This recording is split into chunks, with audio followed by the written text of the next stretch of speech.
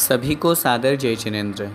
जैसा कि आप सभी लोगों को पता ही है कि आज सूर्य ग्रहण हो रहा है। बहुत से लोगों का प्रश्न मेरे पास आ रहा है और सभी लोग ये जानना चाहते हैं कि इस सूर्य ग्रहण में हमें किन किन बातों की सावधानी रखनी है, हमें क्या करना है और क्या नहीं करना है, इसके बारे में ज़रा बता दीजिए। इसलिए आप लोगों के बीच में मैं अपनी बात रख रहा हूँ। सबसे पहली बात तो हम यह समझें कि सूर्य ग्रहण या चंद्र ग्रहण आदि का जो ग्रहण होता है, इसका हमारे जैनिज़्म में क्या महत्व है। पहले हम ग्रहण को समझें। अन्य संप्रदाय के अनुसार ग्रहण होते समय ऐसा कहा जाता है कि राहु या केतु जो विमान है या उनके वहाँ देवता माने गए हैं वैष्णव जैनेतर संप्रदाय में, उनके द्वारा सूर्य और चंद्रमा को ग्रस लिया जाता है, खा लिया जाता है, उनके मुख में वो प्रवेश कर जाता है।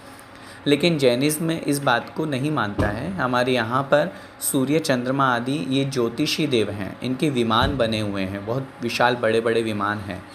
ये निरंतर गतिमान हैं, निरंतर चलते रहते हैं। सुमेरु पर्वत की ये परिक्रमा लगाते हैं, ढाई द्वीप के जितने भी विमान हैं। उस गति के अंतर्गत चलते चलते जब कभी सूर्य और चंद्र विमान के नीचे राहु या केतु या अन्य ग्रहों के विमान आ जाते हैं चलते चलते, तो उस स्थिति में वो ऊपर का जो सूर्य का अथवा चंद्रमा का विमान है, वो नीचे के उन राहु केतु या अन्य ग्रहों के विमानों के द्वारा ढक लिए जाते हैं। उसको पूरा का पूरा ऊपर से ढक लिया तो हमें वो सूर्य चंद्रमा नहीं दिख पा रहा है। यही स्थिति आज के दिन हमारी बन रही है। खगोलीय जो ज्योतिषी विज्ञान है उसके अनुसार तो सूर्य जो गमन कर रहा है, उस गमन के अनुसार नीचे जो राहु का या केतु का जो ग्रह विमान है, वो उस सूर्य के विमान को पूरा नीचे से ढक लेगा, जिससे हमें उतने समय के लिए सूर्य नहीं दिखेगा और जिसे हम शास्त्रों की भाषा में सूर्य ग्रहण कहते हैं। इसका इफ़ेक्ट हमारे स्वास्थ्य के ऊपर पड़ता है। धर्म की दृष्टि से आचार्यों ने शास्त्रों में स्पष्ट रूप से लिखा है, ऐसे अवसर पर कालाचार के नियमों का पालन करते हुए, सम्यक ज्ञान के जो 8 भेद हैं उसमें एक आता है कालाचार, उसके अंतर्गत हमें सिद्धांत ग्रंथों का पठन पाठन या स्वाध्याय नहीं करना चाहिए। मुख्य रूप से आचार्यों ने मुनि महाराजों के लिए जो सिद्धांत ग्रंथ पठन पाठन के लिए कहे गए हैं, कषाय पाहुड़, षटखंडागम जी, धवला, जय धवला, महाधवला, इन पुस्तकों को, इन महान ग्रंथों को नहीं पढ़ना चाहिए। और ये पढ़ने का अधिकार वैसे भी मुनि महाराज रखते हैं, तो उनकी अपेक्षा से उसका निषेध किया है। हम गृहस्थों के लिए ऐसे समय में अन्य और किसी स्वाध्याय की मनाही नहीं है। हाँ, अगर हम करना चाहते हैं उस समय भक्तामर का पाठ, नमोकार मंत्र की माला या अन्य और कोई भी हम पठन पाठन कर सकते हैं।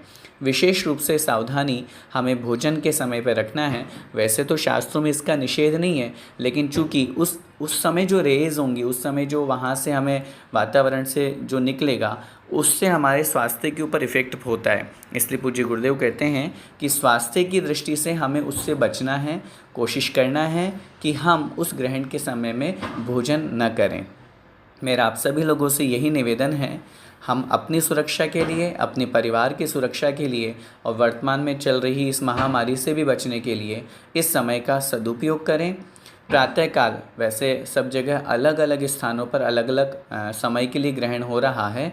मैं राजस्थान से हूँ, तो जयपुर में अभी लगभग 10 बजे से लेकर के और लगभग 2 बजे तक का ये ग्रहण रहेगा। तो उस दृष्टि से या आपके यहाँ पर जितने समय ग्रहण हो रहा है, उस समय को ध्यान में रखते हुए सभी को मालूम हो ही जाएगा, पता ही होगा। उस समय का सदुपयोग हम करें।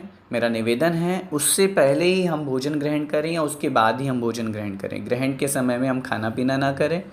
ग्रहण के समय में हम घर से निकलना ना करें। कोशिश करें कि बहुत ज़रूरी हो तो ही हम जाएं, अदरवाइज़ हम घर से बाहर ना निकलें तो बहुत बेटर रहेगा। और घर में रह कर के हम अगर अपना कुछ पढ़ना लिखना चाहते हैं तो ज़रूर पढ़ें। कोई क्लासेस सुनना चाहते हैं यूट्यूब के माध्यम से तो ज़रूर सुनें।